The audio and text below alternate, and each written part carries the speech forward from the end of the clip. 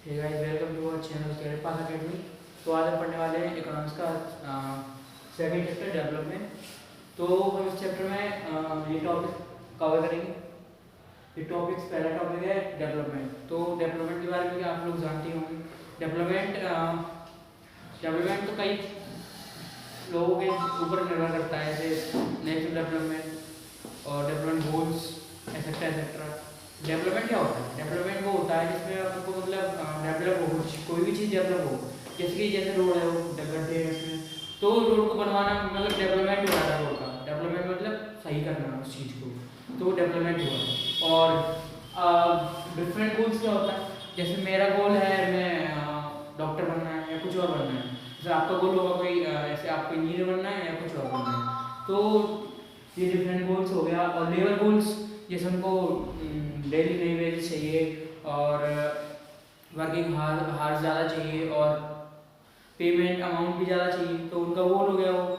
और अभी income and other goals, जैसे कि मैं हूँ, अब मेरे को डॉक्टर बनना है, तो मेरे को डॉक्टर में इनकम भी चाहिए, नाम तो है ही डॉक्टर हो गया, इनकम भी चाहिए। अब इनकम में क्या, इनकम में मेरे को ज़्यादा से ज़्यादा पेशेंट चाहिए, तो पेशेंट आएंगे। और अदर गोल्स क्या है, इसमें को फैसिलिटीज़ मिले, एसी वगैरह मिले, एसी कैबिन मिले, तो ये फैसिलिटीज़ हो गई। जैसे मैंने इनकम करी तो मैं अपने लिए घर लूँगा और खेत वगैरह लूँगा, मैं खेती करवाऊँगा, तो अदर गोल्स हो गया।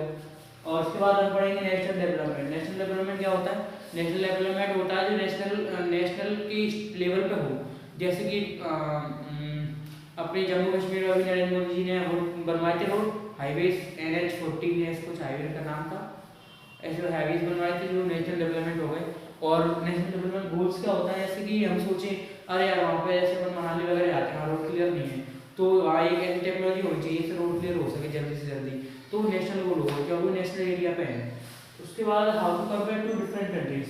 How to compare two different countries, हम कंट्रीज को कंपेयर उनके, जैसे कि मैं बताना चाहूँ तो अपन जैसे दो लोग होते हैं, उनको कैसे कंपेयर करते हैं, उसके हाइट, उसकी हेल्थ, उसका वेट, उसकी मतलब पर्सनैलिटी से उसको कंपेयर करेंगे। वैसे ही अपन लोगों कंट्रीज को भी उसकी इनकम, उसके पॉपुलेशन और उसकी लिटरेसी रेट से कंपेयर करेंगे। जैसे उसकी पॉपुलेशन ज़्यादा हो तो लिटरेसी रेट भी ज़्यादा होगी और उससे इनकम भी ज़्यादा होगा। और उसकी इनकम, जैसे पॉपुलेशन ज़्यादा है जैसे इंडिया, फिर उसके ऊपर ही चाइना है, तो चाइना की इनकम ज़्यादा है क्योंकि उसका पॉपुलेशन ज़्यादा है। और इंडिया पे इनकम भी ठीक है लेकिन पॉपुलेशन और ज़्यादा है इनकम के हिसाब से। तो हम पढ़ेंगे 1.3 टेबल नंबर 1.3। तो 1.3 में क्या है, स्टेट को कंपेयर करा गया है पर कैपिटा इनकम के लिए, जो कि 2015 और 16 में करा गया था, मतलब जब करा गया था। अब इसके बाद 10 सालों में होता है एक बार। तो हरियाणा है 1,80,174 पर कैपिटा इनकम और केरला में 1,63,475 रुपीज़ और हर बिहार में 34,409, जो कि बहुत ही कम है, बहुत अच्छा नहीं है, ठीक है, मतलब फिर लोग अपनी ज़िंदगी काट रहे हैं बस। 1.4 में आएंगे टेबल नंबर में। तो 1.4 में क्या है, इसमें स्टेट्स को कंपेयर किया गया है लेकिन बहुत सारी चीज़ों में, जैसे infant mortality rate, literacy rate और net attendance ratio. Infant mortality rate 1000 people, इसमें क्या है, मतलब कि जैसे 1000 बच्चे पैदा होते हैं, जिनमें से बच्चे 1 साल के भी नहीं हुए और पहले मरे, तो उनको इन्फेंट मोर्टेलिटी रेट में गिना जाता है। और लिटरेसी रेट है जो कि जितने बच्चे बच पाते हैं हरियाणा में पढ़ाए जाते हैं, वो लिटरेसी रेट होती है 2011 के लिए है, बुक में 2011 के दिया गया है ओनली। और नेट अटेंडेंस रेशियो पर 100% सेकेंड स्टेज 14 to 15 ईयर्स 2013, जो कि आप बुक में देख ही सकते हो। अगर आपको अच्छा पढ़ना है ना यूट्यूब से, तो आप अपने बगल में NCERT को खोल कर ही बैठे या PDF को आपका, वो बहुत बेहतर रहेगा। और हरियाणा में 30% मोर्टेलिटी रेट, 1000 में से 30 बच्चे मरते हैं पर साल। और लिटरेसी रेट 82 है, जो कि ठीक है, ज़्यादा अच्छा नहीं है। और नेट अटेंडेंस रेशियो 61, ठीक ही है। और केरला में 10 बच्चे, मतलब बहुत ही अच्छा मानो, बहुत ही अच्छा, जो कि बहुत अच्छा ही है। और उसके बाद 2011 में 94% लिटरेसी रेट, जो कि बहुत ही अच्छा है, ऐसा कुछ स्टेट्स हैं जिनमें है। और उसके बाद नेट अटेंडेंस रेशियो 83, बिहार में 35, जो कि बहुत ज़्यादा है, और 62 बहुत ही कम है लिटरेसी रेट। और उसके बाद 43 है नेट अटेंडेंस रेशियो, जो कि ठीक है। उसके बाद केवल 1.5 में है। उत्तर प्रदेश के बारे में बताया गया, एजुकेशन अचीवमेंट और रूरल डेवलपमेंट के बारे में, पॉपुलेशन के बारे में। लिटरेसी रेट है और रूरल पॉपुलेशन इसमें है मेल है 75% और फीमेल है 54%। Literacy rate rural children in age 10 to 14 years जिसमें है 90% मेल है, 80% फीमेल है, जो कि मेल 75% है ना रूरल पॉपुलेशन में अभी भी है, लेकिन फीमेल्स की पॉपुलेशन बढ़ गई है ज़्यादा, मतलब बराबर हो गए दोनों के दोनों। पहले 2011 की केवल है जब गिना गया था, अब 2022 में आप देखोगे अगर नेट पर निकाल के तो बराबर हो चुका है। उसके बाद percentage of rural children age 14 attending school, male है 85 और फीमेल है 82%, जो कि बहुत अच्छा है फीमेल्स के लिए। मेल्स तो पहले ही पढ़ने जाते थे, फीमेल्स को नहीं जाते थे, अब बराबर जा रहे हैं। और जिसमें से अब बचा 85 15% बचा मेल्स में, जो कि कहीं बिजनेस करते हैं, मम्मी पापा का स्कूल नहीं आते, फालतू वर्क लेते हैं। और फीमेल्स हैं जो कि घर वाले नहीं पढ़ाते कुछ, और कुछ हैं जो 82% है पढ़ाते हैं। उसके बाद हम पढ़ेंगे 1.6 टेबल नंबर 1.6 में कंट्रीज को कंपेयर करा गया ग्रॉस इनकम के लिए, जीएनआई, लाइफ एक्सपेक्टेंसी, स्कूलिंग के लिए और SDR rank in the world. पहले इसमें कितनी कंट्रीज हैं, अपने नेबर्स ही हैं पूरे 1 2 3 4 5 6, जैसे कि नाम गिना देता हूँ, श्रीलंका, इंडिया, म्यांमार, पाकिस्तान, नेपाल, बांग्लादेश। तो पहले हम बात करेंगे श्रीलंका। श्रीलंका है कि ग्रॉस नेशनल इनकम है $11,306, लाइफ एक्सपेक्टेंसी है 75.5, ठीक है। Mean years of schooling of peoples age 10 और एसडीआरएन में है 76, ये भी बहुत अच्छा है। इंडिया है $66,353 और लाइफ एक्सपेक्टेंसी 68.8 और मीन ईयर स्कूलिंग है 6.4 जो भी ठीक है।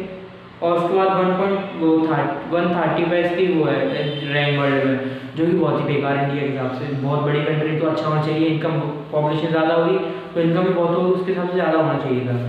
अब म्यांमार, वैसे अब मुझे ज़्यादा गिनाने की जरूरत नहीं होगी आप देख सकते हो बुक में, मैंने 2 गिनाए अपना और फर्स्ट और सेकंड गिनाए, जिसमें इंडिया है। पाकिस्तान को गिनाता हूँ, पाकिस्तान सबके फेवरेट रहता है इंडिया से कंपेयर करने के लिए, तो पाकिस्तान गिनाता हूँ। पाकिस्तान है $5,331 और लाइफ एक्सपेक्टेंसी 66.6 और स्कूलिंग ईयर है 5.2 और 150 पे इसको वर्ल्ड में रैंक की गई है। और फिर है सस्टेनेबल डेवलपमेंट, जो भी है। पब्लिक फैसिलिटीज का बता देता हूँ। पब्लिक फैसिलिटीज़ क्या है जो गवर्नमेंट प्रोवाइड करती है, जैसे कि मैं कहीं बोर्ड वगैरह डाल गया तो वहाँ की फैसिलिटीज़ जैसे वाटर बॉटल्स और वहाँ क्लीननेस की फैसिलिटीज़ है सरकार की, यहाँ एसी लगी हो या पंखा लगा हो, मशीन कैसी है, पर्ची सील तो लगानी पड़ रही है और बटन दबाना पड़ रहा है, ये पब्लिक फैसिलिटीज़ होती है। और पब्लिक फैसिलिटीज़ होती है सरकार देती है और हम भी ले सकते हैं अपने घर वगैरह में। अब पैसा हो गया मैं तो, जैसे मेरे पास पैसा होगा तो मैं आईफोन वगैरह लूँगा, अच्छे से फोटो खींचूँगा और मस्त घूमूँगा। और उसके बाद पब्लिक फैसिलिटीज़ में मैं अपने घर में एसी वगैरह लगा लूँगा। बहुत कुछ चीज़ें हैं जो कि अपन करवा सकते हैं। सस्टेनेबल डेवलपमेंट है ऐसा डेवलपमेंट जिसमें बहुत ज़्यादा टाइम लगता है। जैसे इंडिया डेवलपिंग कंट्री है, डेवलपिंग कंट्री में जब पैदा हुआ था, जैसे सुन रहा था इंडिया डेवलपिंग कंट्री, अब तक डेवलप नहीं हो पाई। मैं 18 होने वाला हूँ, बताओ 18 साल हो गए जब से।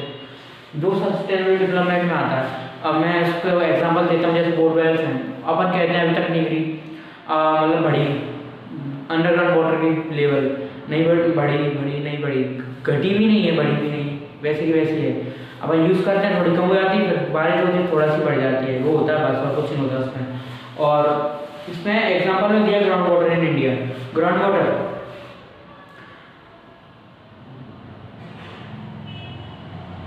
जैसे कि पूरे वर्ल्ड में 70 से या 78% तक, मतलब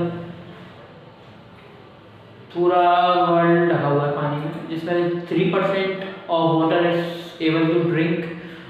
it is found in lakes, rivers और पॉन्ड्स, जो भी आजकल गंदे होते जा रहे हैं। और एक रिवर का एग्जांपल मैं दे देता हूँ, यमुना में। अब आप दिल्ली में देखो, यमुना दिल्ली में निकलती 28 किलोमीटर के अंदर, उसमें कितना पोल्यूशन करा गया है। जैसे उसमें अब एसिड्स की मात्रा ज़्यादा है, इसमें फॉग आ गया है। फॉग मतलब फोम, सोप का फोम होता है, वैसे ही फोम आ गया है बहुत सारा, जिसमें अब एक्वेटिक लाइफ बची नहीं है, मछली वगैरह मर रही है, और वो अब ऐसे रहे सब समझो को नाला है, पूरा नाली नाली बह रही है, वही हो गया ग्राउंड वाटर। ग्राउंड वाटर भी खत्म होता जा रहा है। ग्राउंड वाटर अभी इंडिया में यूज़ हो रहा है, जैसे ग्राउंड वाटर इंडिया में गाँव वगैरह में यूज़ होता है ज़्यादा से ज़्यादा। गाँव में जैसे गाँव में ये तो है नहीं, टंकी बनवा दी है बहुत बड़ी बड़ी, या बोरवेल से मोटरें चल रही है, लाइट तो होती नहीं है गाँव वगैरह में, वो कहाँ होगा। तो वो लोग बोरवेल्स में तो निर्भर रहते ही हैं, ग्राउंड वाटर में निर्भर रहते हैं, तो वो उसी को यूज़ करते हैं नहाने धोने में, पीने में, तो वो खत्म होता जा रहा है। अब ऐसा तो है नहीं कि ग्वालियर सिटी है पूरी, ग्वालियर में क्या है, ग्वालियर सिटी है पूरी, और ग्वालियर में क्या है, जैसे कि तिगरा डैम, उसमें से पूरी वो पाइपिंग है, वहाँ से आता है, अंडरग्राउंड तो नहीं ले रहे हैं, तो पानी है ग्वालियर में अच्छा, जो कि बाहर से आता तो पानी बच रहा है। तो इसको आज एग्जाम्पल 2 में आओ, एग्जॉस्शन ऑफ नेचुरल रिसोर्सेज। हम एग्जॉस्शन कर रहे हैं नेचुरल रिसोर्स का, जैसे पेड़ काट रहे हैं, नेचुरल रिसोर्स है वाटर है, उसको हम खत्म कर रहे हैं। कोयला है, कोयला जैसे हम खदानों से निकाल रहे हैं उसको, और भट्टी में डाल देते हैं, जला देते हैं। आयरन बनाती फैक्ट्रीज वो जलाती हैं, और शूज़ बनाती हैं वो जलाती हैं, और हमें जैसे अपने घर में खाना बनाते हैं शादी वगैरह भट्टियों में, उनमें जलाते हैं उसको। तो इसके चक्कर में खत्म हो रहा है। पहले जो ट्रेन वगैरह थी वो भी चलाती थी, उसमें कितना सारा लगता था, अब इलेक्ट्रॉनिक आ गई हैं ट्रेन वगैरह, तो बहुत फ़ायदा है। अब हैं एडिशनल प्रोजेक्ट्स एक्टिविटीज़ हैं इसमें, बुक में इसको कर लेना, और जो क्वेश्चन है एक्सरसाइज है उसको भी कर लेना, वो भी इम्पोर्टेंट है आपके लिए। मैं नोट्स डिस्क्रिप्शन में डाल दूँगा। Thank you for watching us, और हमारे चैनल